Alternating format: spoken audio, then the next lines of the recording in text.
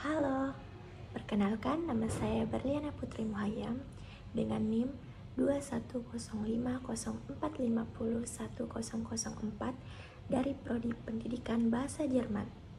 Pada video pembelajaran kali ini, saya akan menjelaskan tentang Das junges Deutschland dan Vormers. Mari kita simak video ini. Das Jungen Deutschland atau Pemuda Jerman adalah gerakan pemuda di Jerman. Sebelumnya, ini adalah gerakan pemuda resmi Republik Demokratik Jerman atau GDR dan Partai Persatuan Sosialis Jerman. Organisasi ini ditunjukkan untuk pemuda dan pemudi berusia antara 14 hingga 25 tahun dan mencakup sekitar 75% dari populasi pemuda bekas Jerman Timur. Pada tahun 1981 sampai 1982, ini berarti ada sekitar 2,3 juta anggota.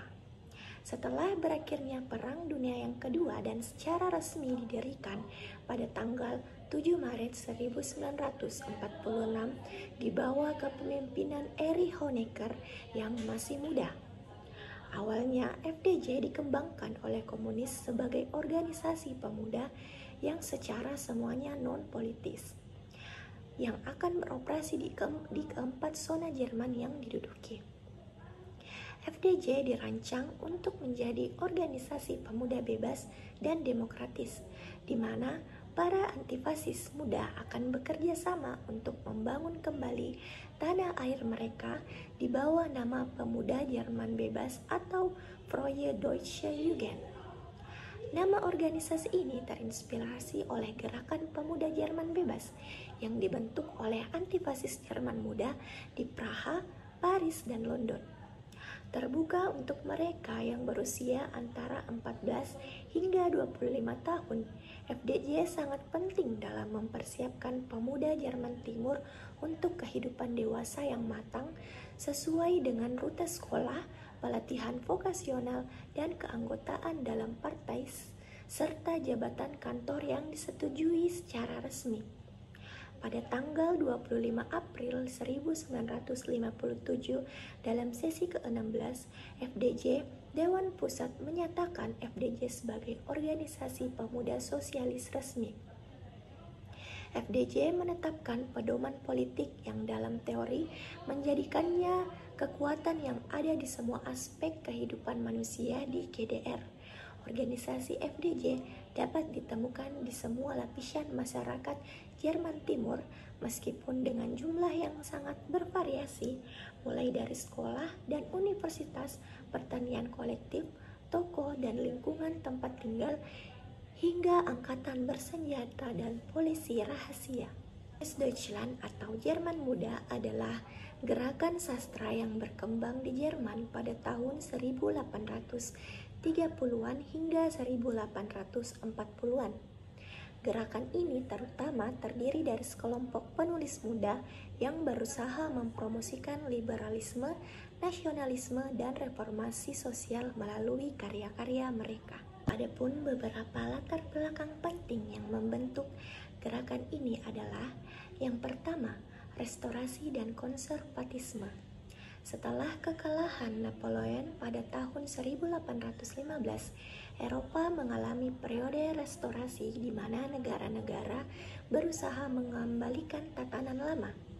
Kongres Wina pada tahun 1814 menciptakan perjanjian yang memulihkan monarki absolut di banyak negara Eropa, termasuk di negara-negara Jerman. Hal ini menciptakan atmosfer konservatif yang menekan kebebasan berbicara dan pemikiran liberal. Yang kedua, reformasi sosial. Abad ke-19 adalah masa industrialisasi cepat yang membawa perubahan sosial dan ekonomi besar. Ketidaksetaraan dan ketidakadilan sosial memicu keinginan untuk reformasi. Ketiga, nasionalisme. Ada keinginan yang tumbuh di kalangan rakyat Jerman untuk memiliki negara Jerman yang bersatu. Walaupun negara Jerman pada waktu itu terdiri dari kumpulan negara-negara kecil, ada dorongan kuat untuk unifikasi nasional. Keempat, konsorsium. Pemerintah pada saat itu seringkali menerapkan sensor ketat atas ekspresi sastra dan politik. Penulis-penulis dari Junges Deutschland seringkali menghadapi sensor dan beberapa bahkan dilarang menerbitkan karya-karya mereka. Penulis terkemuka dari gerakan ini termasuk Heinrich Heine, Ludwig Bjorne, dan Georg Bücher. Mereka menggunakan karya sastra sebagai alat untuk menyuarakan kritik sosial dan politik mereka, mendorong perubahan dan reformasi di Jerman pada masa itu. Secara keseluruhan, Junges Deutschland memainkan peran penting dalam sejarah intelektual dan sastra Jerman, mendorong pembaharuan pemikiran dan mengkritik tatanan sosial politik yang ada. Gerakan Junges Deutschland atau Jerman Muda melibatkan beberapa tokoh sastra yang memiliki pengaruh besar dalam sejarah sastra. Adapun penulis terkemuka dari gerakan ini, yang pertama Heinrich Heine pada tahun 1797 sampai 1856 dikenal karena puisi dan prosa yang tajam dan satir. Heine adalah salah satu penulis terpenting dari gerakan ini. Karya-karyanya seringkali mengkritik keadaan sosial dan politik di Jerman, dan ia menjadi salah satu penulis paling kontroversial pada zamannya.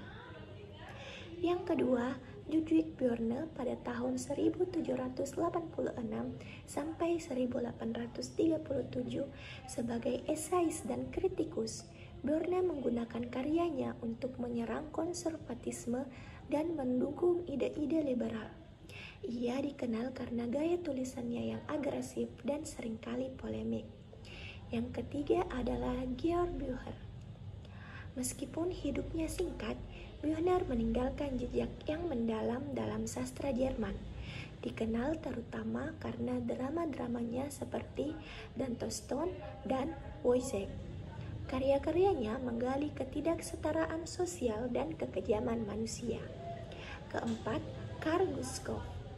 Sebagai novelis dan dramawan, Gustav adalah salah satu anggota terpenting dari gerakan Junges Deutschland.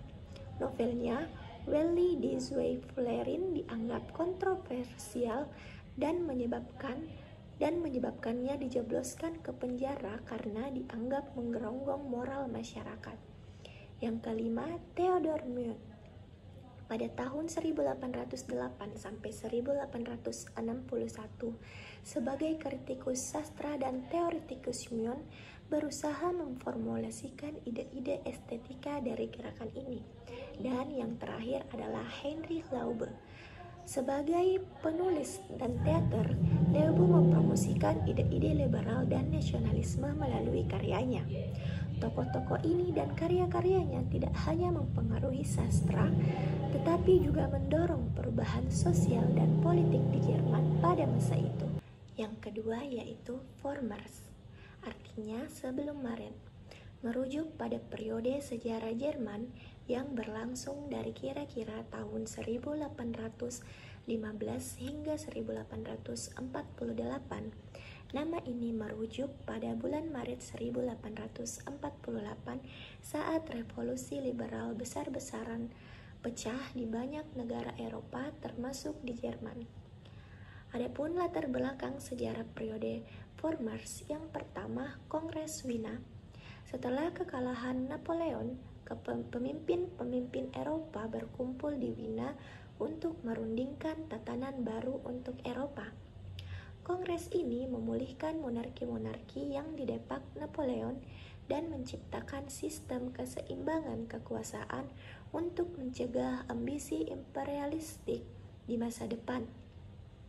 Di Jerman ini menghasilkan pembentukan Konfederasi Jerman atau Deutscher Bund, sebuah aliansi longgar dari 39 negara-negara kerajaan, kadipaten, dan kota-kota besar. Yang kedua, konservatisme dan restorasi. Pada penguasa Eropa termasuk di Jerman mencoba mengembalikan tatanan sosial dan politik sebelum era revolusi dan Napoleon. Hal ini menghasilkan pengetatan sensor dan pengawalan terhadap gerakan-gerakan liberal dan nasionalis. Ketiga, nasionalisme. Ada dorongan kuat di kalangan rakyat Jerman untuk membentuk negara Jerman yang bersatu dan merdeka dari pengaruh asing. Banyak yang tidak puas dengan struktur konfederasi Jerman yang terpecah belah. Yang keempat, liberalisme dan adalah tuntutan untuk reformasi konstitusi, kebebasan berbicara, dan hak-hak sipil lainnya. Banyak cendekiawan, mahasiswa, dan kelompok borjuis yang mendukung ide-ide liberal dan demokratis. Yang kelima, pertumbuhan industri. Periode ini juga melihat awal dari revolusi industri di Jerman yang membawa perubahan sosial dan ekonomi besar. Dan yang terakhir, Junges Deutschland. Seperti yang telah disebutkan, gerakan sastra ini menjadi bagian dari lanskap intelektual Vormers, dengan penulis-penulisnya menyerukan reformasi sosial dan politik. Periode Vormers berakhir dengan revolusi pada tahun 1848 di Jerman yang merupakan bagian dari gelombang revolusi yang melanda Eropa. Meskipun revolusi ini pada akhirnya gagal mencapai banyak tujuannya, ia meletakkan dasar bagi perubahan politik dan sosial di Jerman di dekade-dekade berikutnya.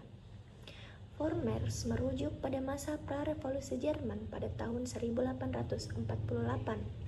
Revolusi ini sering disebut sebagai revolusi yang dipicu dari bawah yang diprakarsai oleh kelas pekerja. Jika kita melihat komposisi orang-orang yang terlibat dalam tahap awal revolusi, sebenarnya 2/3 dari mereka adalah golongan masyarakat bawah yang langsung terpengaruh oleh krisis sosial ekonomi seperti petani, buruh, pedagang, pekerja pabrik, dan pekerja konstruksi. Periode Vormers di Jerman melibatkan sejumlah tokoh intelektual, politik, dan sastra yang berpengaruh. Adapun tokoh-tokoh penting pada periode ini, yang pertama Ludwig Börne. Sebagai esis dan kritikus, Börne adalah suara liberal yang kuat yang menyerukan reformasi dan kebebasan berbicara. Dia adalah salah satu tokoh terpenting dalam periode ini yang mempromosikan ide-ide liberal. Yang kedua, Heinrich Heine.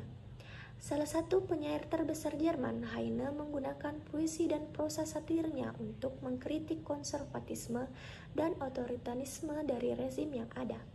Ketiga, Georg Büchner, penulis dan dramawan yang karya-karyanya mengeksplorasi ketidakadilan sosial dan kekejaman manusia. Meskipun hidupnya singkat, Büchner memiliki dampak besar pada sastra Jerman. Keempat, Karl Marx dan Friedrich Engels. Meskipun keduanya lebih dikenal dengan kontribusi mereka pada teori komunis di periode setelah Vormers, keduanya mulai mengembangkan ide-ide mereka selama periode ini. 5. Friedrich Ludwig Feuerbach, filsuf yang dikenal karena kritiknya terhadap agama dan penganjurannya untuk materialisme. Pemikirannya mempengaruhi banyak intelektual lainnya selama periode Vormers, termasuk Marx. Yang keenam, Gottfried Keller. Meskipun ia lebih dikenal untuk karya-karyanya di periode setelah Vormers, Keller adalah salah satu dari generasi muda yang dipengaruhi oleh peristiwa dan ide-ide periode ini. Selanjutnya, Wilhelm Whiteley. Sebagai salah satu sosialis utopis awal, Whiteley menyerukan revolusi sosial dan pembentukan komunisme. Banyak dari tokoh-tokoh ini, baik melalui karya sastra, esai politik, atau aktivitasme langsung, berkontribusi pada suasana intelektual dan periode Vormers dan mempengaruhi arah gerakan liberal dan nasional di Jerman. Baiklah, itulah tadi penyampaian saya terkait materi Das Junges Deutschland dan Vormers. Semoga apa yang saya sampaikan dapat bermanfaat bagi para penonton. Terima kasih.